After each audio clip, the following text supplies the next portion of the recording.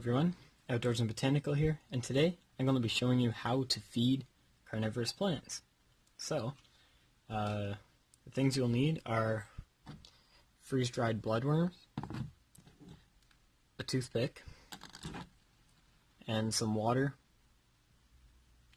Doesn't really have to be distilled. I've used tap water plenty of times and it's perfectly fine. Probably best if it is distilled though. So the first thing you want to do, crush up your bloodworms till it's a fine powder, just like that. Not sure how well you can see that, but crush them up as small as you can. Smaller the better, especially when you're feeding small sundews like pygmy ones. But yeah, it's pretty simple. I have a couple different types of plants here. Obviously sundews are sundews, you feed them all the same. I have to feed my pygmy sundews because they're not growing as well as and as strong as they should be. So I'm going to feed them, see if that helps. But basically what I do on them, do on a regular sundew, but a bit more. The next thing I have is a pitcher plant. You can do it on any species of pitcher plant, also known as Nepenthes. This is a Nepenthes rafflesiana. It's already getting a nice pitcher, and to help that out, I'll feed it. Sometimes when you feed these, though, they produce smaller pitchers because they don't need as much food. But it's always good to feed them to make the plant grow. Next thing I have is Cephalotus follicularis, or Cephalotus follicularis. It's hard to pronounce. I've always had these small pitchers because I've kept it too dry. And then once I started watering it from the bottom and a lot more water, this pitcher came out. And it's got some nice teeth on it. Some very, very nice teeth. And then the second pitcher is coming out and it's going to be big too. And I see a third one is forming down in there. So yeah, hopefully feeding it will help that do well. So, without further ado, let's get started. So basically you're going to get your bloodworms.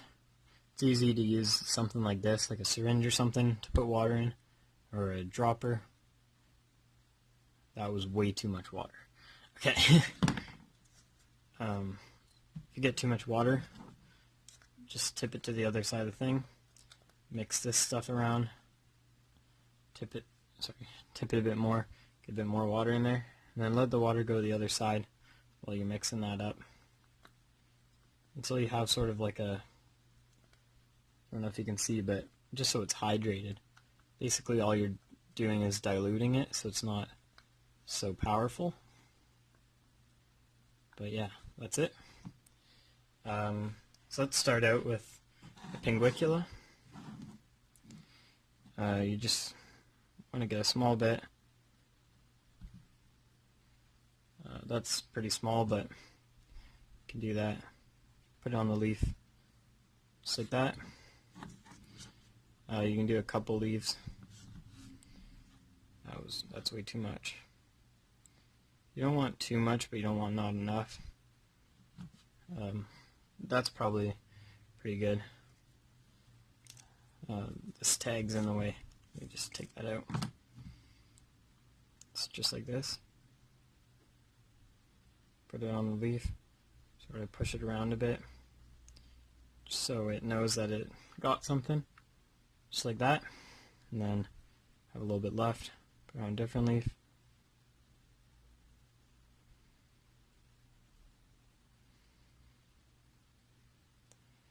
Sort of hard to get to stick onto pinguicula because they're not very sticky. But yeah, just like that. Should be good. Tag back in, which is difficult because it's planted in turfus, but they seem to do very well in that. So put that aside. Next plant. Let's do pitcher plants, or Nepenthes. You can also do this with Sarracenia too. With Sarracenia I would just drop the bloodworms right in. I wouldn't even hydrate them, but you could also do that with this. I'm just going to use it hydrated because it's so small. So yeah, you just want a little bit. I'm gonna say for a rule that maybe just like look at it like that, and if it looks small, then it's perfect.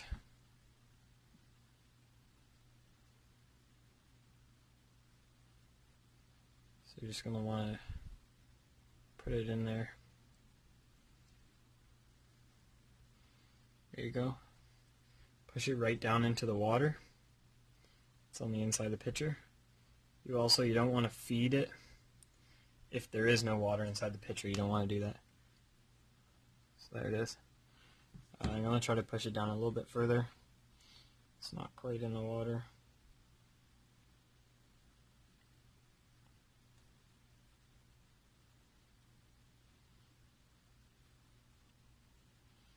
There's a slight chance that you could damage your pitcher doing this, but I wouldn't worry too much about it. There you go. That's that. Actually, still not in the water. These are a little bit tricky to do. It does take patience to feed these plants.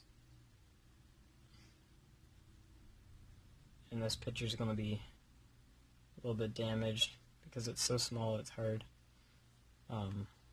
to do without squishing the pitcher. But there you go. Now you can see it's in the water, just like that. So now it's going to digest that. It's perfect. Let's move on to Sundews. I said that funny. That was cool.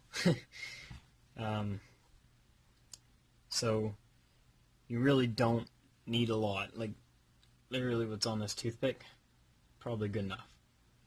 So you're just going to like brush it on there. It'll even stick.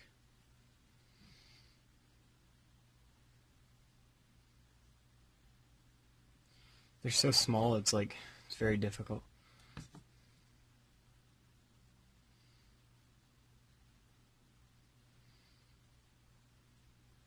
Another thing you can do is really hydrate it, like this. So it's like a soup, and just pour it on, which I'm probably going to do. Hopefully you can see this.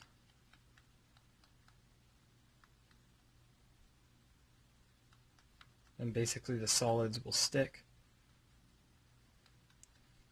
The other ones won't. Oops. That was a bit much on that one. Completely knocked it over. Alright.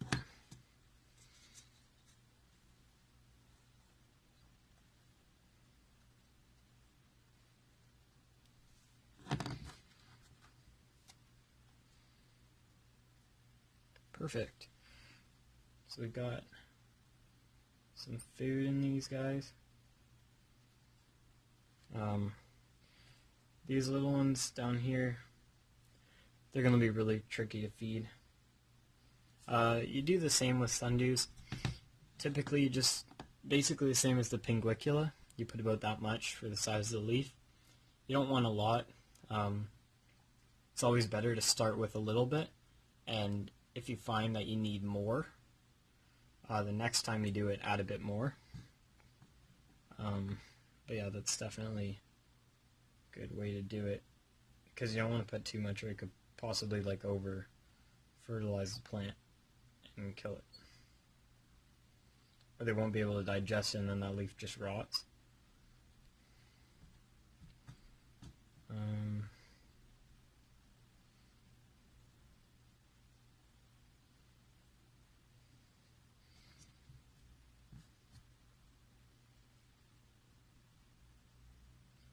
Yeah, so these ones are very hard to feed.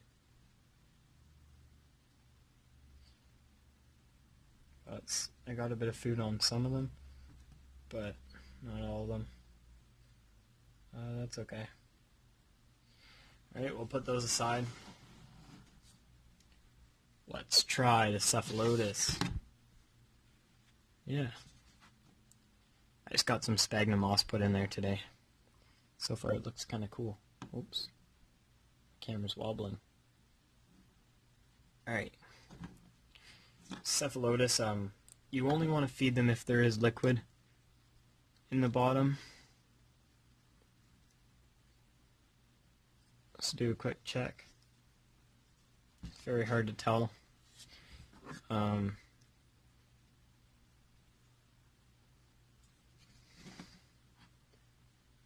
just put a bit of liquid in to encourage it to make its own liquid, because obviously if you just fill it with water, the water is not going to digest it, right? But it definitely encourages it to make its own liquid and digestive enzymes, I guess you could say. So the same with the Nepenthes.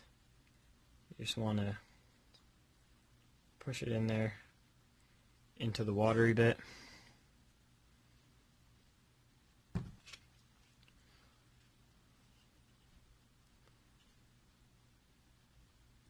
It's very hard to see, but it's in there.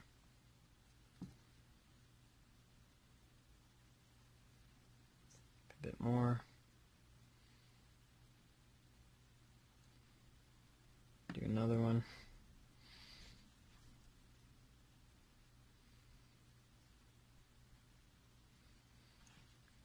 Just like that. Maybe this one. Just sort of, just gonna, the ones I did, I'm just gonna put a bit of water in there. You usually don't want to put water on top of the plant. But I'm trying to get some water, like trying to encourage it to produce its own enzymes so it digests the food I put in. But yeah, so that's pretty much it. That's sort of how you feed carnivorous plants. It's pretty simple. It's time consuming, but if it's a rainy day or you're not doing anything, just give it a go. I rarely ever feed mine, but it does help for sure. So I would definitely give it a go. But yeah, that's pretty much it. So thank you for watching. If you haven't already, please subscribe. And as always, stay outdoors, be botanical, keep your hobbies, and I'll see you in the next video.